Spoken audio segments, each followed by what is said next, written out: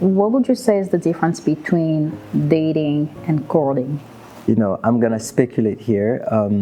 I would think dating is more of a modern way of looking at courtship. Courtship is the, traditional dating. Is different, I would say, compared to how we look at courtship today, compared to dating. I think courtship was a little more conservative in the sense that when you're courting someone, there's an idea that you're headed towards marriage. It's not just let's hang out together, a couple that's not really a couple.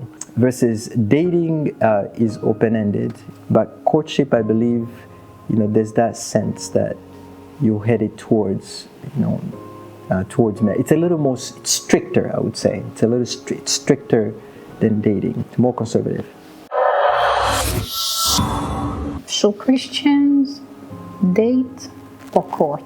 Personally, I like the term courtship better because it's a little more conservative. It aligns better with what you would typically call Christian dating. I don't think a Christian should date anyone if they're not looking to get to marriage. A child of God should always enter relationship with opposite sex with the idea of leading, getting it towards marriage. Courtship is probably more appropriate for believers, but it's not like if you say that you're dating, as a Christian, that there's anything wrong with it. There's nothing, biblically wrong with saying I'm dating someone as a Christian, but that element of marriage should always be there. Otherwise, all you're doing is just, you're just fornicating.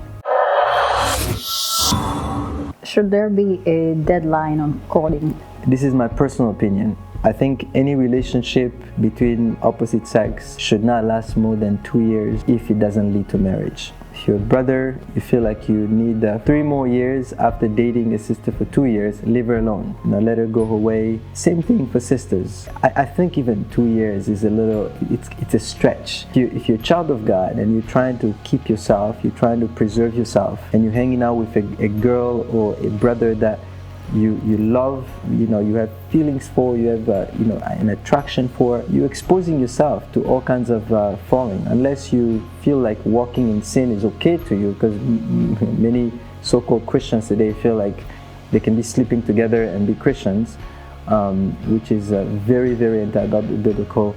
If you want to be a biblical Christian, you want to be a Christian that walks in holiness, 2 years tops. That's my personal opinion. If you can resist for longer than that, wonderful. I don't advise it just because you are going to fall. The longer you stay with someone that you care about, you have boundaries already that the Bible gives you.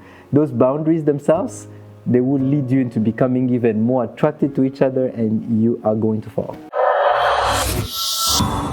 What are the things that Christians should do and not do while they're courting? Well, they should not get sexual. That's all I can say. There are things that belong to the bedroom. Anything that you wouldn't do with your sister, your biological sister or your biological brother, don't do it with your partner. So you will say people should not kiss either? No, they shouldn't kiss. The kiss on the mouth, that's basically a sexual act. You are practically sleeping with the person. What activities would you recommend? Any activities that you would do with any other person, with your brothers and sisters. You could go play soccer if you want. You could go to the movies. You could go to an arcade and play some video games. There's all kinds of other activities. You could walk in the park. You could ride bikes.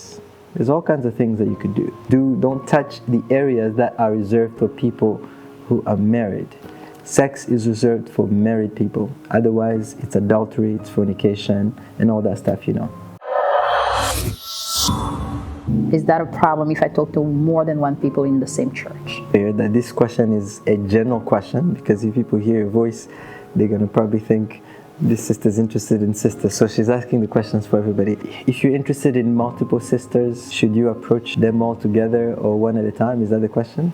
Pretty much. Yes, it's a flag if you're interested in all of them the same way. There's got to be somebody that you're more interested in than the others. You're gonna have to make that decision first, and then go for the person you're interested in. I don't think a child of God should be talking to multiple people at the same time. Because well, let's think about it. You know, if you are talking to multiple people, you're interested in all of them. You're interested in marrying all of them. And these are sisters in church, and you're a brother, they happen to know each other. What if they talk to each other? First of all, they're not going to take you seriously. It can turn into a scandal. You can ruin the church reputation. There's all kinds of bad things that could happen. You could be a stumbling block for others. You could cause, jealousies. There's all kinds of things that you could cause. And the Bible tells us not to be a stumbling block for one another. If you want to engage with multiple sisters at the same time, most likely you are going to become a stumbling block for others because of what those kinds of relationships could cause. So I don't recommend doing that. I think you should only speak to one person at a time, and that should be enough. So people say that you need to pray to know that this is the person that God wants me to marry, and then God will tell me. Is it always the case, God telling you that this is the person that you need to marry, or ultimately I have to make a choice? Well, I think sometimes the body of Christ can be a little too zealous when it comes to the matter of the heart. I believe that God has created every one of us with the ability to know who they can spend the rest of their lives with. The reason why I'm saying this is because there are people who are not necessarily Christians who were married and they spent many years together, and they died married, and they had a very successful marriage from the standpoint of staying together and being relatively happy.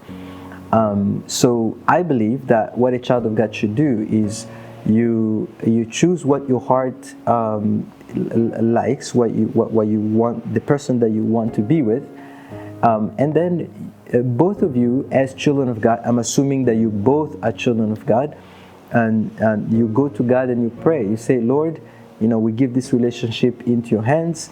Lead us in your ways. If it's not your will, show us. And if it's not the will of God, God can give you signs. He can speak to you. He can send messages through dreams, through different other ways. And you can part ways if that's not the will of God. But I do think people have the ability to discern who they can spend the rest of their lives with. And you can also grow. You can grow in that wisdom. You can ask people around you. You can ask family, friends. That's why we should allow people to be involved in that process. Allow people to give you their opinion about the person you're dating. Because your family, for example, they know you better than anyone else in the world. They know how you look like when you wake up in the morning. They know all kinds of things. So it's important to get other people into that process, get them involved, and they can also help us discern whether a relationship is good for us or not. Because marriage is not just about the feelings that you have. It's about character. It's about commonality. It's about how you were brought up, your background, education. So the more similar you are in the way you see the world, the more you have a chance to survive the challenges ahead.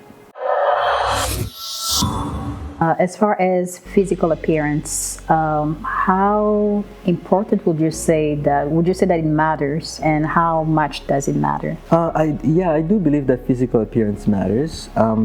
How important is it? It's only important to the person who is admiring the physical appearance. Beauty can be relative to some extent. I believe that when you are looking for somebody to marry, you have to be physically attracted to them. You need to make sure that it's somebody that that you have feelings for, that you're attracted to. That's the whole point. I mean, the reason why you pick them, that's part of the reason, although it's not the most important thing. I believe that if you are looking to build a family, physical attraction is less than 50% important. You should be more concerning about the future. You should think about your children, what kind of education you want to give to your children. You should think of your worldview. Like, are you a believer? How important is God to you? You know, do you want to wake up in the morning on a Sunday morning and start arguing with somebody because they don't want to go to church? You want to take the kids to church, but they don't want to go? Like, you probably should consider all those things before you marry someone. So, you know, values and all these other things that make a marriage successful are way more important than physical attraction, because you can marry someone today and after a few months you're not as physically attracted to them as you once were. As you once were. It's important to consider all these other things. Now, physical attraction is important, but not as important as the other stuff. And what are your last recommendations on the subject? Pray and pray and pray, and believe. If you seek the face of God, God is faithful, and He's gonna guide your steps, and He's gonna, He's gonna give you someone that you will be happy with, that you can spend the rest of your life with, and you will be, blessed together as a family.